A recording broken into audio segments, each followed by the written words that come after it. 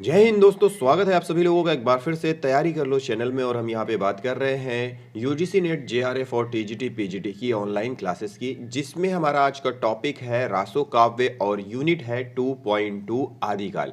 तो आदिकाल के अंतर्गत हमने बहुत सारा यहाँ पे पढ़ लिया था, आदिकाल का नामकरण पढ़ लिया था और आदिकाल की अपभ्रंश रचनाएं पढ़ ली थी, जैन साहित्य, सिद्ध साहित्य, नाथ साहित्य पढ़ लिया था। अब वहीं पे हम यहाँ पे पढ़ रहे हैं रासो काव्य। तो अगर दोस्तों आपने पिछली वीडियोस नहीं देखी हैं तो सबसे पहले आप चैनल को सब्सक्राइब कर लें, साथ ही साथ बेल आइकन भी प्रेस कर लें और चैनल के प्लेलिस्ट में जाएं, जहां पे आपको UGC NET JRF TGT PGT June 2020 के नाम से एक प्लेलिस्ट हुई दिख रही होगी। उस प्लेलिस्ट में जाकर आप पिछली वीडियोस देख सकते हैं। और जैसा कि हमारी पिछली साल की जो क्लासेस थी उसमें से भी बहुत सारे लोगों ने सिलेक्शन लिया था, जेआरएफ भी हुआ था कईयों का और बहुत सारे लोगों ने नेट भी क्वालिफाई किया था। तो आप उसमें से भी अपने नोट्स बना सकते हैं और वो वीडियोस भी देख सकते हैं, जिसका नाम है यूजीसी नेट जेआरएफ अक्टूबर 2021। तो चलिए शुरुआत करते हैं अपने आज के टॉपिक की, जिसका नाम है रासो काव्य। तो रासो काव्य दो रूप में मिलता है। कौन कौन से रूप में मिलता है? प्रबंध एवं वीर गीत, बैलेट्स के रूप में। प्रबंध का सर्वप्रथम ग्रंथ खुमान रासो है और वीर गीत, वीर काव्य परंपरा का सर्वप्रथम ग्रंथ वीर बीसल देव रासो है। देखिए दो चीजें यहाँ पे मिल गई हैं। एक यह है कि प्रबंध का सर्वप्रथम ग्रंथ कौन सा है? खुमान रासो। और वीर गीत मतलब वीर काव्य परंपरा का सर्वप्रथम ग्रंथ है बीसल देव रासो। अब यहाँ पे देख लेते हैं, थोड़ा सा जूम करना पड़ेगा।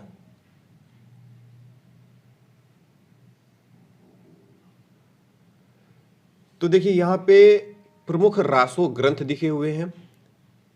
रासो ग्रंथ है जिसमें रचना एवं रचनाकार का नाम दिया हुआ है, फिर उस रचना का समय दिया हुआ है, काव्य रूप मतलब प्रबंध है या फिर वीर गीत है वो दिया हुआ है, और उससे संबंधित जो कि परीक्षाओं में इंपॉर्टेंट क्वेश्चन जो इससे संबंधित पूछे जाते हैं उनके बारे में यहाँ पे दिया हुआ है।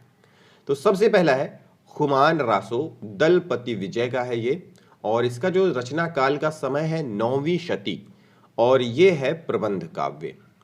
चित्तौड़ नरेश खुमान की वीरता का वर्णन इस ग्रंथ में किया गया है। मेवाड़ के परवर्ती शासकों जिसमें महाराणा प्रताप सिंह, राज सिंह का वर्णन है। इसमें लगता है कि यह रचना 17वीं शती के आसपास की है, किंतु यह बाद में जोड़ा गया है। यह 5000 छंदों का विशाल काव्य ग्रंथ है। तो इसमें कितने छंद हैं? 5000 छंद। फिर दूसरा है विजय पाल रासो, रचनाकार है नल्ला सिंह भाट, और इसका जो रचना काल का समय है वो है 11वीं शती। ये एक वीर गीत है, वीर काव्य। यह रचना अनुपलब्ध है। कौन सी? विजयपाल रासो। विजयगढ़ के राजा विजयपाल का प्रशस्ति ग्रंथ है। फिर है बीसल देव रासो, नरपति नाला, समय है 12वीं शताब्दी। ये क्या है? वीर गीत है, और इसे ही वीर गीत काव्य परंपरा का सर्वप्रथम ग्रंथ माना जाता है। किसे? बीसल देव रासो को। यह एक विरह परक संदेश काव्य जिसमें अजमेर के राजा चौहान बीसल देव तथा भोज की पुत्री राजमती के विवाह, वियोग और पुनर्मिलन की कथा है। किसमें? बीसल देव रासो में। यह एक विरह परक संदेश काव्य है। रासो होते हुए भी यह प्रधानता श्रृंगारी काव्य है। हिंदी में सर्वप्रथम 12 मासा वर्णन इसमें मिलता है। अब देखिए क्वेश्चन यहाँ से और बन गया कि हिंदी में सर्वप्रथम 12 मासा का वर्णन किस ग्रंथ में मिलता है? तो बीसल देव रासो में। रचनाकार है नरपति नाला और समय है 12वीं शताब्दी। और ये किस प्रकार का काव्य है? ये वीर काव्य है। पृथ्वीराज रासो, रचनाकार है चंदबरदाई। इसके उत्तरार्ध को इनके पुत्र जलहण ने पूरा किया था। ठीक है, जितना कुछ ये क्या है कि पूरा नहीं कर पाए थे चंदबरदाई, तो इनके पुत्र हैं जलहण, इन्होंने इसे पूर्ण किया था। समय है 12वीं शती। ये क्या है? प्रबंध काव्य है, मतलब पिंगल शैली में है। प्रबंध काव्य है पर पिंगल शैली में है। पृथ्वीराज चौहान के शौर्य और वीरता के अलावा संयोगिता के साथ उनकी प्रेम कहानी का भी सुंदर वर्णन किया गया है। 69 समय है इसमें और 68 प्रकार के छंदों का प्रयोग किया गया है। अब प्रश्न पूछता है कि बीसल देव रासों में कितने सर्ग या समय हैं? तो 69 69 सर्ग हैं और 68 प्रकार के छंदों का प्रयोग किया गया है। मुख्य छंद हैं इसमें कवित, छप्पय, दूहा, तोमर, त्रोटक, गाहा और आर्या। चंद कवि छप्पय छंद के विशेषज्ञ थे। तो ये भी कभी कभी प्रश्न पूछ लेता है कि छप्पय छंद के प्रयोक्ता या फिर प्रमुख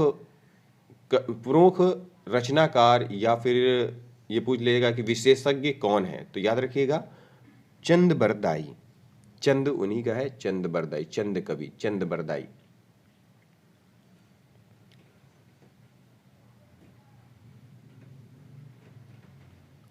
फिर है जयप्रकाश, ग्रंथ का नाम है और रचनाकार है भट्ट केदार। समय है 12वीं शती।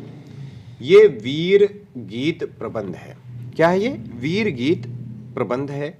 इन दोनों रचनाओं में कन्नौज के सम्राट जयचंद के शौर्य और पराक्रम की कथा का वर्णन अनुमानित किया जाता है।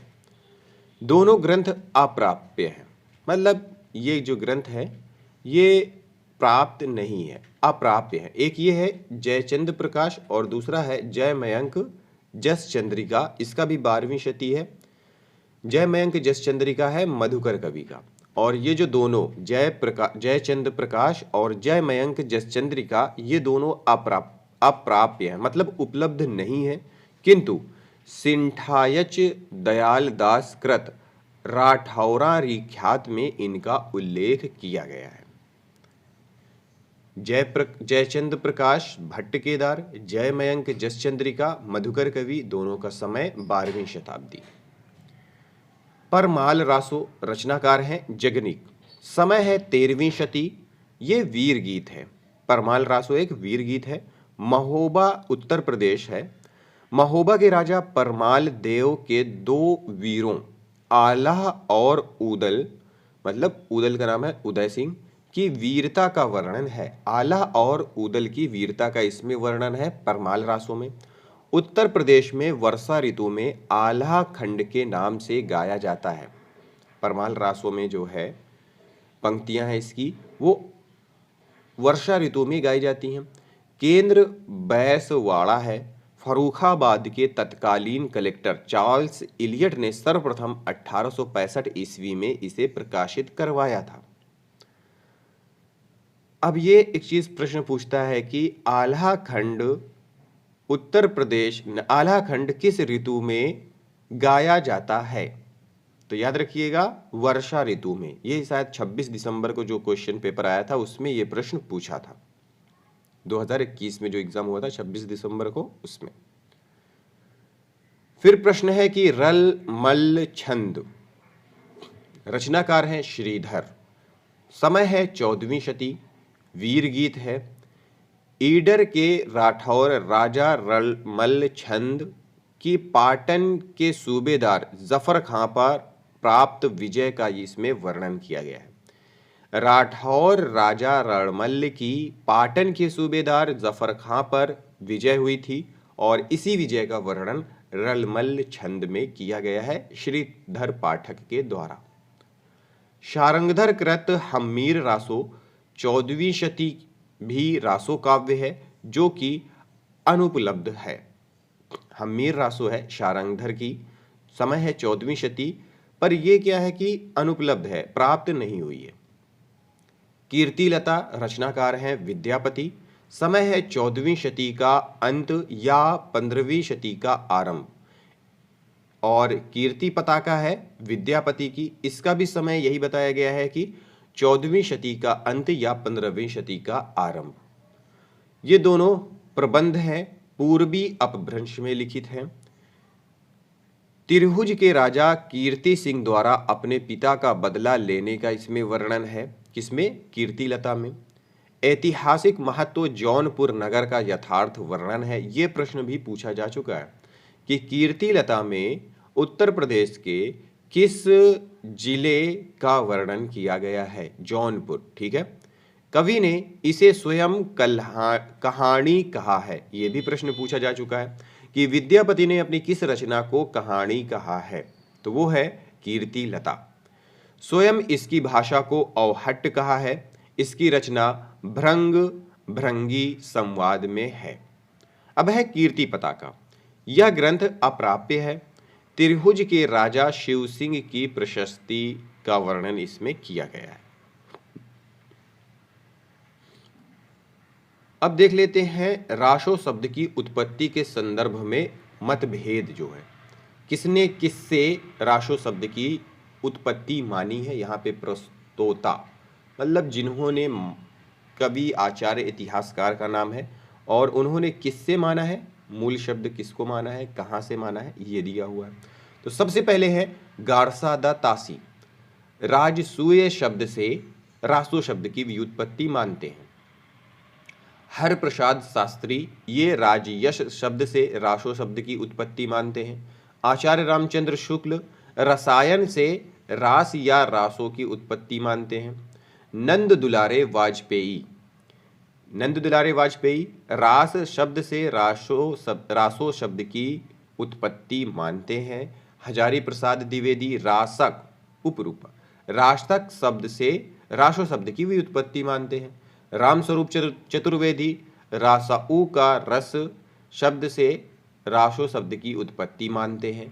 दशरथ शर्मा रासक से मानते हैं। माता प्रसाद गुप्त रासक से मानते हैं। गणपति चंद्र गुप्त रासक से रास, रास से रासा, रासा से रासु, रासु से रासो, इस प्रकार ये रासो शब्द की व्युत्पत्ति मानते हैं। पृथ्वीराज रासो रचना है चंदबरदाई, रचनाकार है चंदबरदाई। मिश्र बंधुओं ने लिखा है हिंदी का वास्तविक प्रथम महाकवि चंदबरदाई को ही कहा जा सकता है। मिश्र बंधुओं के अनुसार है। ठीक है। आचार्य रामचंद्र शुक्ल ने लिखा है कि ये चंदबरदाई हिंदी के प्रथम महाकवि माने जाते हैं और इनका पृथ्वीराज रासो हिंदी का प्रथम महाकाव्य। रामस्वरूप चतुर्वेदी जी ने लिखा है कि पृथ्वीराज रासऊ हिंदी की अपनी महाकाव्य परंपरा की बड़ी उपयुक्त प्रस्तावना है। हिंदी का चरित्र पहली बार ही बड़े मोहक रूप में भाषा और संवेदना के दोनों स्तरों पर इसमें निखर कर आया है। बच्चन सिंह ने लिखा है कि यह एक राजनीतिक महाकाव्य है। दूसरे शब्दों में राजनीति की महाकाव्यात्मक त्रासदी है। इसमें रासो काव्य के साथ साथ चरित काव्य, कथा काव्य, आख्यायिका आदि के लक्षण भी दृष्टिगोचर होते हैं। इसका सबसे बड़ा सर्ग है कन्वज युद्ध। इसे इस ग्रंथ का मूल कथानक भी माना जाता है। तो यह भी प्रश्न पूछ सकता है कि चंदबरदाई किस, पृथ्वीराज रासो, हाँ, पृथ्वीराज रासो का सबसे बड़ा सर्ग कौन सा है? कन्वज युद्ध। ठीक है, कन्वज युद्ध या मूल सर्ग भी पूछ सकता है। कैमास वध नामक खंड में मंत्री कैमास के कामांग हो जाने और इस कारण पृथ्वीराज का उसका वध करने का कथानक वर्णित है। पृथ्वीराज रासो का रचना काल और मूल रूप सर्वाधिक विवादित रहा है। अब विद्वानों द्वारा पृथ्वीराज रासो की प्रामाणिकता को लेकर इस प्रकार मतभेद है। कैसा है? प्रामाणिक कौन मानता है, अर्ध प्रामाणिक कौन मानता है और अप्रामाणिक कौन मानता है? तो प्रामाणिक मानने में सबसे पहले हैं मिश्र बंधु, श्याम सुंदर दास, मोहनलाल विष्णुलाल पंड्या, कर्नल टाड। ये लोग क्या है कि पृथ्वीराज रासो को प्रामाणिक मानते हैं। अप्रामाणिक मानने में मुनि जिन विजय, हजारी प्रसाद द्विवेदी, डॉक्टर सुनीति कुमार चटर्जी, डॉक्टर दशरथ ओझा ये मानते हैं अर्ध प्रमाणिक, मतलब आधा प्रमाणिक मानते हैं। फिर अप्रामाणिक मतलब प्रमाणिक मानते ही नहीं है। वो कौन है? डॉक्टर बूलर, रामचंद्र शुक्ल, मुंशी देवी प्रसाद, कविराज श्यामल दास, गौरी शंकर हीराचंद ओझा। ये मानते हैं पृथ्वीराज रासो को अप्रमाणिक। ये क्या है? इस तरह के भी प्रश्न पूछ लेता है कि निम्नलिखित में से किसने पृथ्वीराज रासो को प्रमाणिक माना है या पृथ्वीराज रासो को प्रमाणिक नहीं माना है।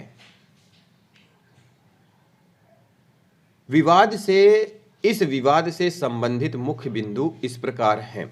सर्वप्रथम डॉक्टर बूलर ने 1875 ईस्वी में जयानक कृत पृथ्वीराज विजय, जो कि संस्कृत भाषा में था, के आधार पर पृथ्वीराज रासो को अप्रमाणिक घोषित किया है।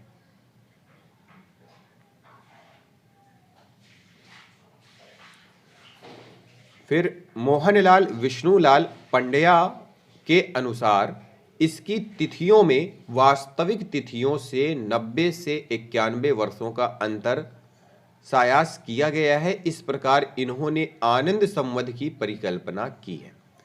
वहीं हजारी प्रसाद द्विवेदी, इसकी रचना शुक शुकी संवाद में हुई थी।